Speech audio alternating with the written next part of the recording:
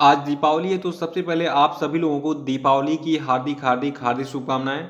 माता लक्ष्मी आप सभी लोगों को सुखी समृद्ध और संपन्न बनाए। नमस्कार दोस्तों, आज के वीडियो में डिस्कस करेंगे हम 14 नवंबर के करंट अफेयर पे। और देखिए आज के वीडियो में टोटल हम 10 मोस्ट इंपॉर्टेंट करंट अफेयर चर्चा करेंगे और साथ में इनसे जुड़े जितने भी स्पेशल फैक्ट हैं उन पर पूरी डिटेल में चर्चा करेंगे। और देखिए इस वीडियो के लास्ट में आपसे 5 क्वेश्चन पूछे जाएंगे, तो आपको इन पांचों प्रश्नों के जवाब भी देने, तो शुरू से लास्ट तक वीडियो में बने रहिए।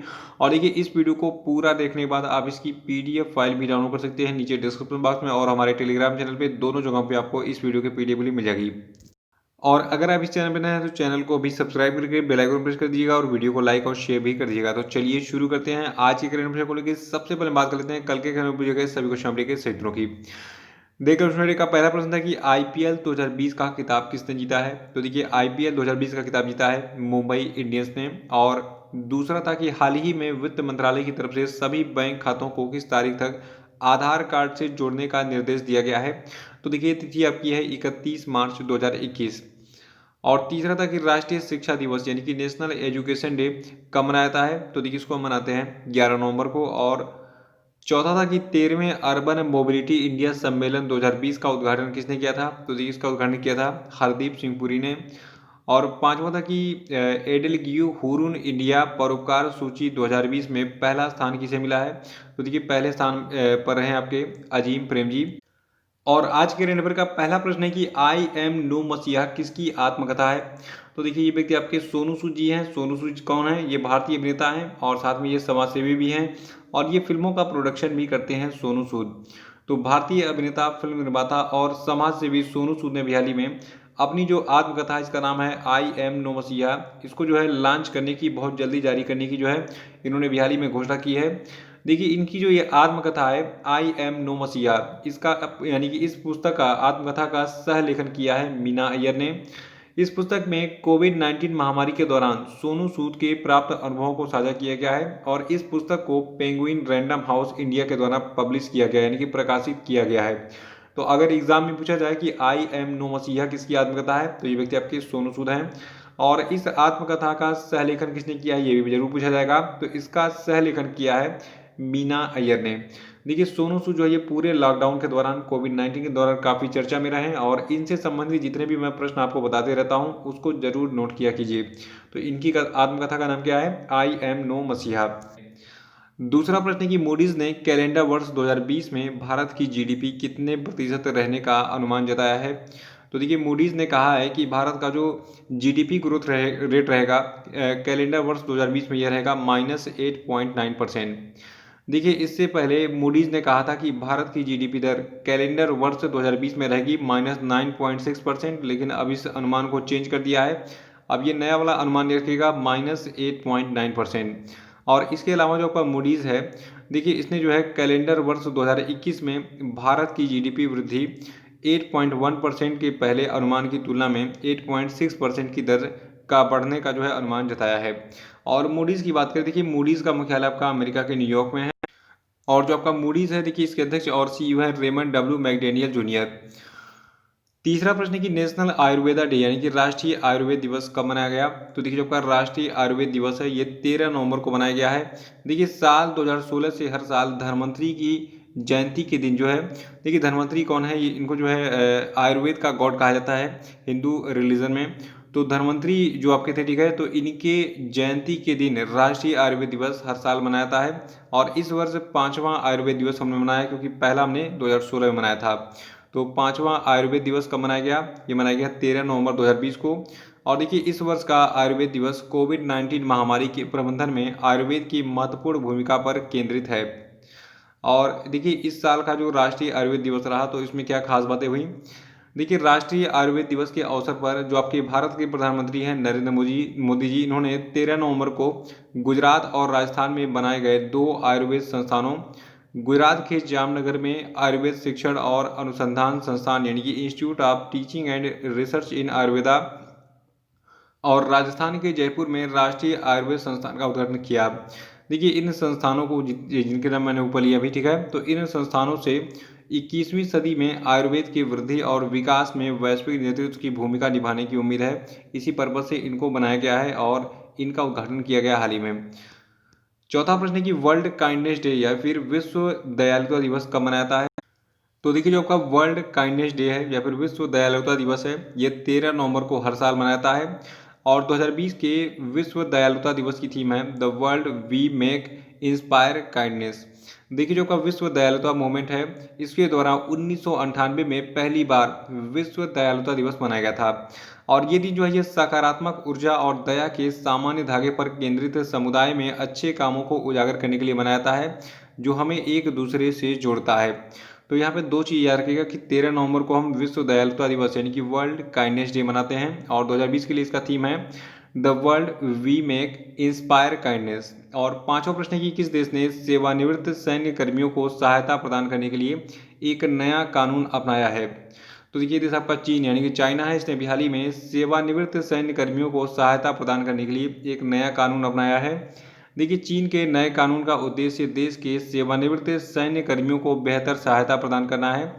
और इस कानून के तहत युद्ध में भाग लेने वाले पूर्व सैनिकों के लिए विशेष वरीयता के आधार पर उपचार सुनिश्चित करने के लिए एक राष्ट्रीय प्रणाली की व्यवस्था की जाएगी। और इस कानून के तहत पूर्व सैनिकों को अपना छोटा मोटा कारोबार शुरू करने के लिए भी कम दर पर लोन यानी कि ऋण प्रदान किया जाएगा। और देखिए, जो आपका चीन यानी कि चाइना है, देखिए चाइना जो है ये अपनी सीमाएं यानी कि अंतर्राष्ट्रीय सीमाएं टोटल 14 देशों के साथ शेयर करता है। और चीन जो है ये दुनिया का सबसे मोस्ट पॉपुलेटेड कंट्री भी है। और चीन जो है आपका ईस्ट एशिया में स्थित है। चीन की करेंसी है रेनमिनबी। चीन की करेंसी जो आपकी रेनमिनबी है, इसकी एक और यूनिट है, इसका नाम है युआन। और देखिए, चीन की कैपिटल बीजिंग है। चीन के राष्ट्रपति का नाम है जी जिनपिंग। और चीन की पॉपुलेशन है 139.27 करोड़। ठीक है, देखिए ये आंकड़ा घटते बढ़ते रहता है। ये आंकड़ा जो मैंने बताया, ये 2018 का वर्ल्ड बैंक का आंकड़ा है।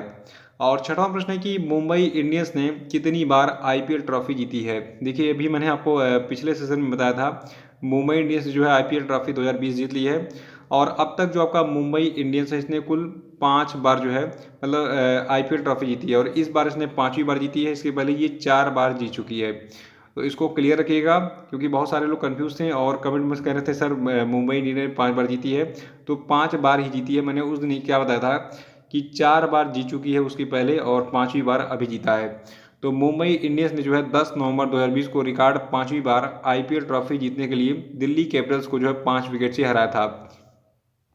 सातवां प्रश्न की हाल ही में किस राज्य ने सरना आदिवासियों को एक अलग धर्म के तौर पर शामिल करने के लिए सरना संहिता पर एक प्रस्ताव पारित किया?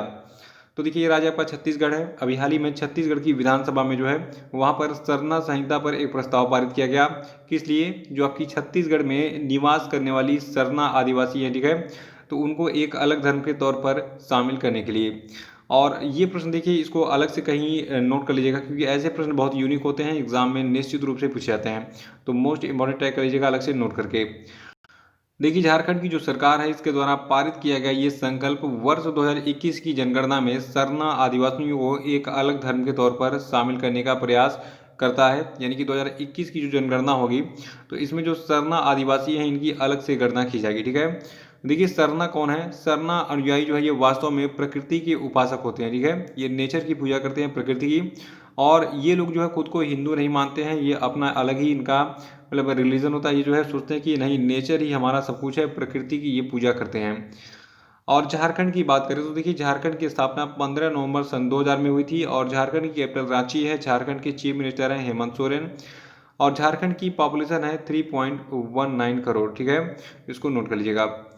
और आठवां प्रश्न है कि नवंबर 2020 में केंद्र ने कोविड सुरक्षा मिशन के लिए कितनी राशि प्रदान करने का निर्णय लिया है? तो देखिए, ये धनराशि आपकी है कुल 900 करोड़ रुपए का। याद रखिएगा कि अभी हाल ही में नवंबर 2020 में, यानी कि अभी की हम बात कर रहे हैं, तो इस समय जो है कोविड सुरक्षा मिशन के लिए अभी हाल ही में जो भारत की वित्त मंत्री हैं निर्मला सीतारमण, इन्होंने कुल 900 करोड़ रुपए का एक फंड जारी किया है।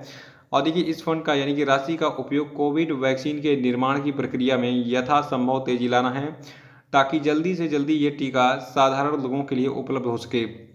देखिए, जो आपका कोविड सुरक्षा मिशन चलाया जा रहा है पूरे भारत में, ठीक है, तो इसके लिए कुल लगभग 3000 करोड़ रुपए की निधि की व्यवस्था की गई है। और इसी का एक हिस्सा है ये 900 करोड़ रुपए का अभी हाल ही में जारी किया गया फंड।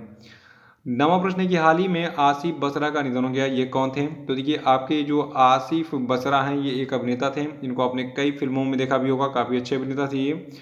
देखिए जो कि आसिफ बसरा हैं, ये कई बॉलीवुड फिल्मों में भी काम कर चुके हैं, जिसमें 1993 का मुंबई ब्लास्ट, ब्लैक फ्राइडे, 2002 का जो आपका गुजरात राइट्स प्रजानिया और काई पोछे फिल्म शामिल है। और देखिए इसके अलावा जो आपके आसिफ बसरा हैं, इन्होंने जो है भारत और विदेशों में कई अंग्रेजी, हिंदी और उर्दू थिएटर प्रस्तुतियों में अभिनय भी किया है। 10वां कि हाल ही में भारतीय नौसेना ने किस स्थान पर 5वीं स्कॉर्पियन पनडुब्बी वागीर को लॉन्च किया? तो देखिए अभी हाल ही में जो आपका दक्षिणी मुंबई का मझगांव ब्लॉक है, मझगांव डाक है, ठीक है।